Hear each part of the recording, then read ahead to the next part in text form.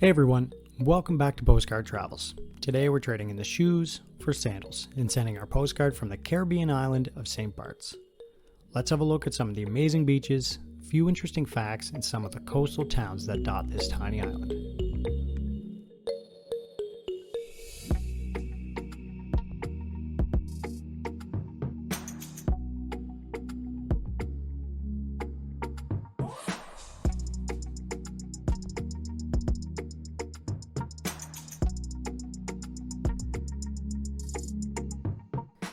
St. Barts is a collectivity of France, meaning the food, culture, and language are all very much French.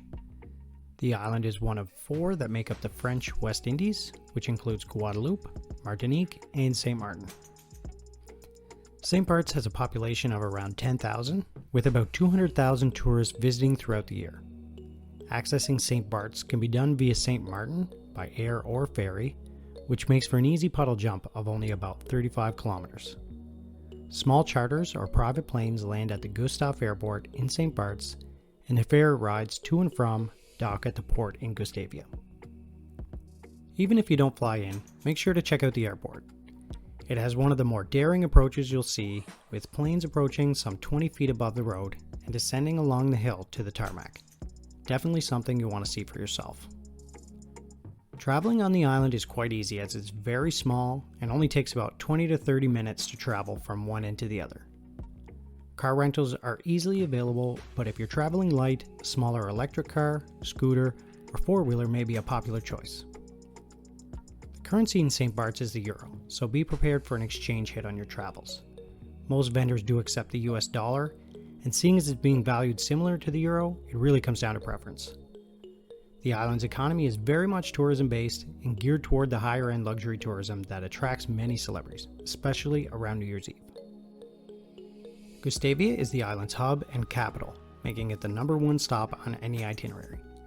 It's bustling with local shops and restaurants, but also caters to the wealthy as it's full of every high-end brand you can think of. Don't let that scare you though, as there are plenty of options for low-budget tourists. There are also no high-rise hotels either. They are mostly boutique hotels and villas with easily less than 50 rooms, which makes your stay even more unique. In Gustavia, you'll find several museums and historical locations to visit, such as the St. Barts Municipal Museum or the Wall House Museum. If you're looking for that perfect picture of Gustavia, make sure to check out Fort Carl, the Swedish Clock Tower, or the Gustavia Lighthouse for great views of the harbor. If you're looking for a little more adventure, you can easily visit one of the several dive shops around, or the Yellow Submarine Tour if you happen to have small children. Naturally, the best features of this tiny island are its beaches. There are a wide variety depending on your preference, with St. Barts having many established beaches around all sides of the island. This makes it great if you're looking for a change in scenery from day to day.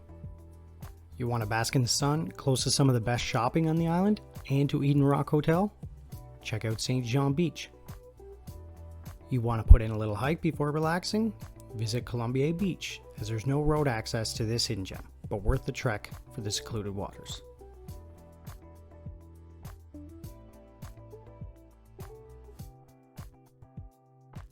Or maybe you feel like challenging yourself with some kiteboarding, followed by drinks at a local beach bar. Grand Cul-de-sac Beach has you covered, and plenty more.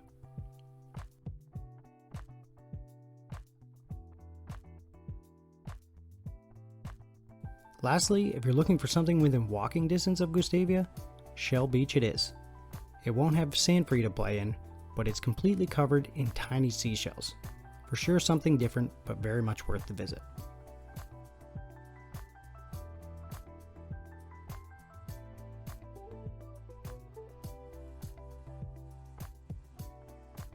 Okay, so we covered most of it, and by most of it I mean barely scratched the surface.